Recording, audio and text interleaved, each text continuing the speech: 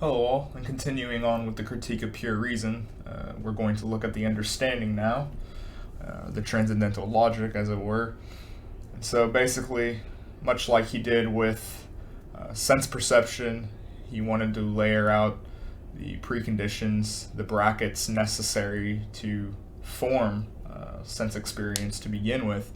He's now going to do that with abstract concepts and to set his mark and differentiate himself from the idealists. Of course, Kant's saying that we have the awareness of appearances, and that is all we can really truly know. And so it was easy to perhaps center himself into George Berkeley's idealism, but that's not right. You need to have the perceptions of what's really out there in order to be able to do the understanding, as it were, to be able to have these abstract concepts. They aren't just things in our head. There's actually something out there, even if we don't know what it is necessarily.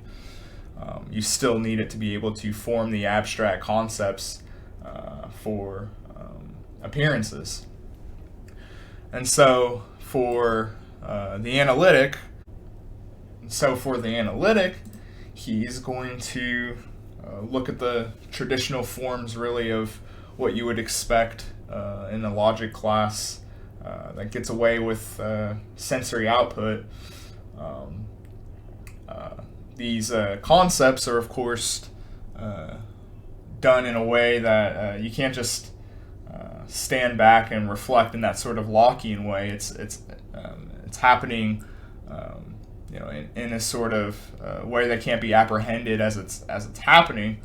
But nonetheless, it's used to make a cohesive picture of reality for us.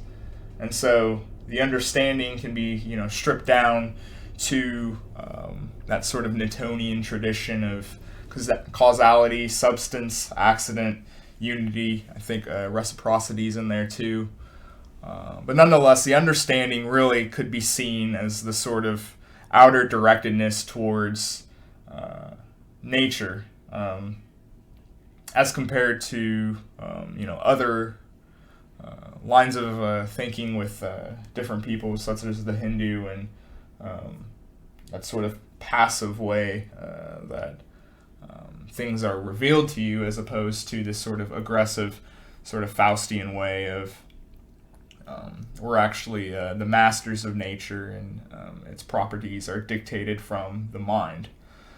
And so, of course, imagination, which is a key term to consider because this is going to be important for romanticism to come. The imagination is what really brings about that sort of synthetic unity from those diverse representations. It's that single act that uniforms everything together. And so those sort of representations, or judgments, as it were, is based off of those intuitions and lesser concepts or simple ideas, if you consider the Lockean tradition. And so the imagination is that sort of confirmation of synthesis. And so if you wanted to look at the table of judgments, this is, of course, the logic proper. Then it's the classic universal judgment, the all bodies are heavy, or the particular judgment of some bodies are heavy, or the singular judgment that this body is heavy. And obviously that goes inside with the other concepts of quantity and quality, relation modality, and then out of that, of course, is the infamous three subcategories that are required for each of them, which is the thesis, antithesis, synthesis. This, of course, would ring whistles for any Hegelians in the audience. That seems to be where the historical mark is, that where Hegel got that from. And so obviously, if you take the thesis and antithesis and combine them, then you get the synthesis. And so if we were going to then consider the quality judgments, then you have affirmation, negation, and infinite judgment.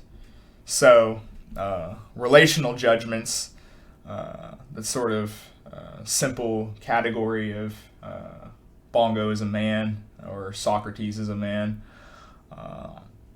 Then you have the hypothetical judgment, of course, which is if it's blank, then it's blank, or in the classic kind of logic sense. But for the disjunctive, these are propositions that are more or less exclusive, that are brought together.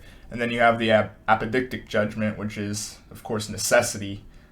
And necessity kind of, bridges into that sort of a priori ideas that he pointed to earlier. And out of that, though, there is this sort of skeleton. If you peeled back all of particulars and sense experience, and even down to the root of understanding and its categories, then you really do have quantity, unity, plurality, totality, quality, reality, negation, limitation, relation, substance, accident, cause and effect, reciprocity, and then modality, possible, impossible, actuality, non-existence, and necessity and contingency. And those are really the sort of bracket thoughts and famous sort of architecture that Kant is known for, where everything has its sort of split into different subcategories and neatly put into the tripartite, if it were. And so he's saying those skeletal concepts is what embeds our understanding of abstract ideas. He's now stripped them down of everything, and now he wants to consider how can we have the sort of subjective experience still come through with universal knowledge, or the sort of empirical ideas, as it were. And so for Kant, the way he wants to make subjective knowledge, the experience of subjective knowledge, into an objective knowledge, is his use of deduction, which is in the legal tradition, of course, for his justification of his categories. And so imagination, as I was talking about earlier, this is a kind of process that you can't really apprehend as it happens between the pure sensibilities of space and time and those concepts. And so the synthesis of apprehension intuition that he talks about, the imagination renders that sort of space and time and organizes them into a representation of those intuitions. This is how you make a kind of stable world image that not everything is going out of its borders or in a total chaos. It's because of the workings of what he considers the sort of mechanical way of the brain working, or the mind, as it were. And so the imagination, it through its process, and the way it flows temporally, is how it makes its synthetic unity. This is how you get to the synthesis of reproduction. It's that sort of simultaneous way of you using memory, not forgetting what you were doing at the time, or complex theory. How you are able to retain it is through that sort of reproductive aspect. And so being able to consider, and so out of what he calls the recognition of all perception, that sort of stream of consciousness, that sort of flux and unification, is what he considers the self, the transcendental unity of all perception. And so this is basically his way of saying that if you're able to use the sort of categories of the human subject, then that is how you get towards his philosophy. And so if you're able to do that, then comes the transcendental object, which is how he uses to make objective knowledge possible. If you're able to strip away all the particulars and boil it down to the appearances with concepts of time and space, or the forms of them, then that's how you can have the transcendental object, or the appearance of it, the object X, being that it has a sort of outer stability to it, is how he concludes that there are things out there. These aren't just ideas. He's not an idealist, but you still need the process of those concepts out of intuitions, or those or out of experience, out of the subjective experience, is needed to be able to form those concepts to begin. Those concepts are empty if they don't have experience, but experience isn't empirical to Kant. So it's important to consider why he's, in the first place, even bothering to differentiate himself from every other thinker at the time. And so obviously, I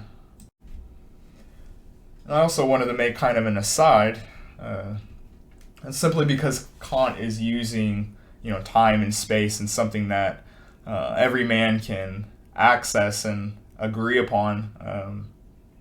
This doesn't necessarily mean, though, that the critique of pure reason is something that you sit down and indulge in for a philosophy of life discussion. This is, I would say, a very distinct rule book on what metaphysicians and what the world of science at the time was instructed, or their limitations on what they were able to actually do. And so the idea is, I think Schopenhauer comes to mind the most, of using the critique of pure reason as this sort of philosophy of life. There's other Kantian texts, of course, where he actually talks about that kind of stuff. So there does kind of seem to be a misapprehension here of this clearly being a sort of rule book, if you will, for metaphysicians and for science, as opposed to going out in the world and considering the critique of pure reason as you walk down the street or something like that. But yeah, this was the understanding proper. We have to get through it, of course, if you want to consider every other thinker after this. And these are very dense chapters. It's probably one of the more dense areas of the book for sure. And even the terminology, of course, which is infamous, even though all of Kant's works are like this. You can even tell that the terminology is very hard to wrap for most people. And it's clearly not intended for the everyday man, I don't think.